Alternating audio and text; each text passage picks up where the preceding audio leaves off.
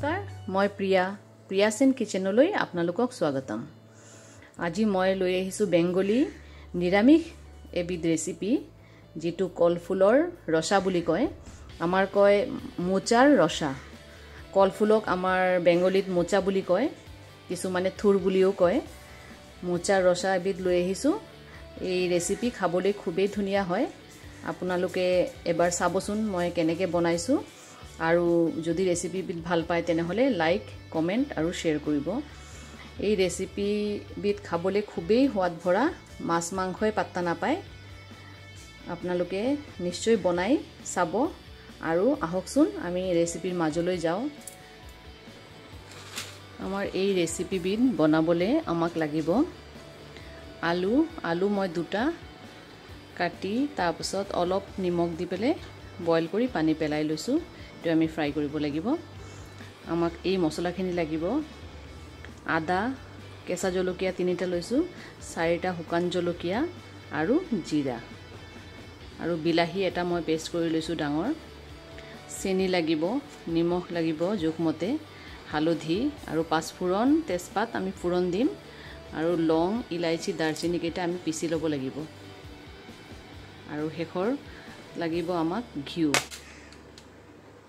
আৰু আসল বস্তু হৈছে কলফুল আমি 2 ভাগ কৰি কাটি তাৰ পাছত অলপ হিজাই লৈছো।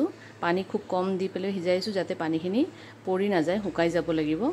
আৰু আমাক এটা বেটাৰ লাগিব যেটো 1 টেবিলস্পুন ৰাইস ফ্লোৰ আৰু 1 টেবিলস্পুন আটা দি হালধি আৰু নিমখ দি পেলে মই এটো বেটাৰটো বনাই লৈছো।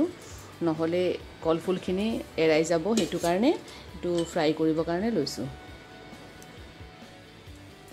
এতিয়া মই কেৰাহীত তেল গৰম কৰি লৈছো।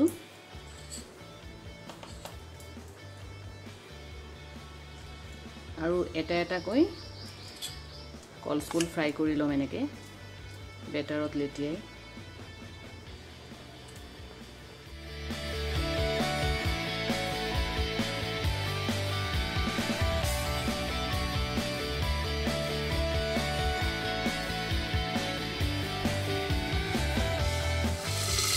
অলপ সময় ঢাকি দিছিলো।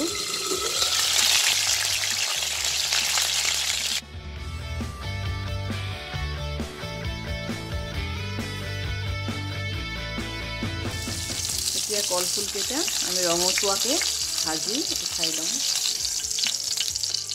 তাৰপিছত এই তেলতেই আলুখিনি অলপ ফ্ৰাই কৰি লম।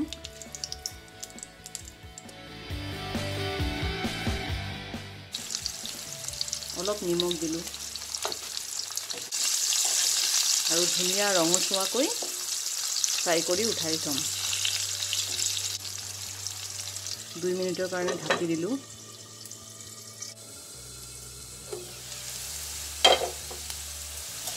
হৈ গৈছে আলু ফ্ৰাই। এতিয়া আমি নমাই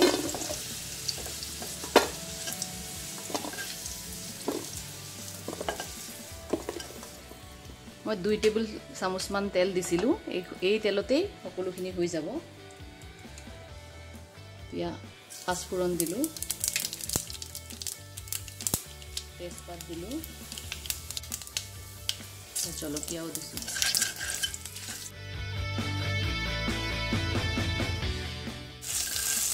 এতিয়া আমি বিলাহী পেষ্টখিনি দিম।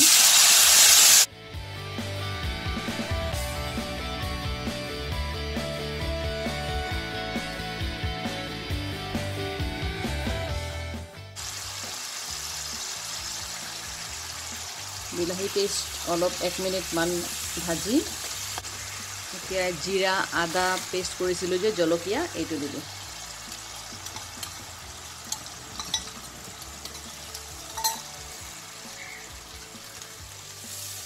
আসলতে এই ৰেচিপিটো আমাৰ মাহতে পটাত পিছি লয়। পটাত পিছি ললে বেছি টেষ্টি হয় খাবলৈ। আমি আজিকালি সুবিধাৰ বাবে এনেকে মিক্সিত পিছি লওঁ। জোখমতে হালধি দিলো।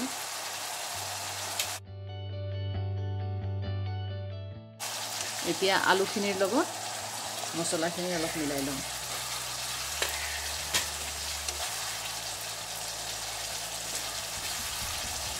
খুব ভালকে ভাজিব লাগিব মছলাখিনি।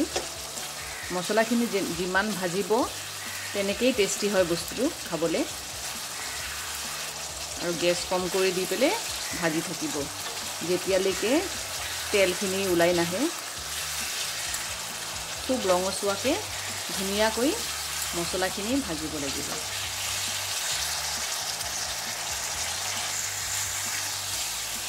এতিয়া ইয়াতে তেল এৰাই আহিছে, দেখিছেনে? মছলাখিনি ভাজা হৈ গৈছে।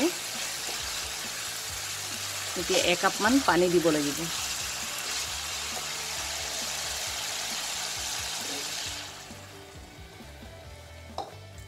একাপ পানী দিলোঁ। এতিয়া অলপ পানীখিনি উতলিব দিব লাগিব। ঢাকি দিম মই 2 মিনিটৰ বাবে। নিমখ দিয়া হোৱা নাই, নিমখ দিলোঁ। যেহেতু আমাৰ বেটাৰত নিমখ আছিলে সেইটো কাৰণে নিমখ অলপ কম দিব লাগিব, অলপ হিচাপ কৰি দিব। আৰু চেনি অকণমান দিলোঁ, আধা টিস্পুনমান। এতিয়া এইখিনি ঢাকি দিলোঁ।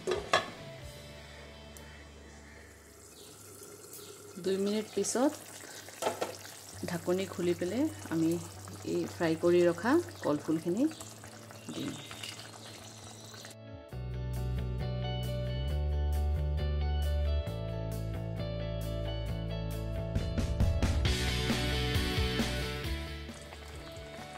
এতিয়া আৰু 1 মিনিটৰ কাৰণে ঢাকি দিম।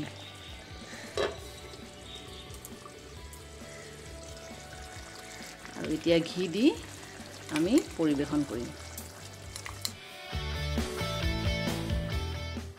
লাষ্টত আমি গৰম মছলাখিনি দি তাৰপিছত নমাই দিছোঁ।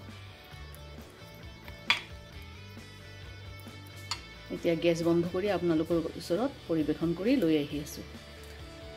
তেনেহ'লে চাওকচোন, মই প্ৰেজেণ্টেশ্যন কৰি আপোনালোকৰ ওচৰত লৈ আহিছোঁ। ৰেচিপিবিধ খুব ধুনীয়া হৈছে, নহয়নে? আৰু এনেকুৱা এবিধ যদি নিৰামিষ ৰেচিপি আমি পাওঁ, মাছ মাংসও পাত্তা নাপায়। তেনেহ'লে আপোনালোকে এবাৰ বনাই খাই চাব আৰু মোৰ লগত শ্বেয়াৰ কৰিব ৰেচিপিবিধ খাই কেনেকৈ পালে। আজি আহিছোঁ তেনেহ'লে। Thank U.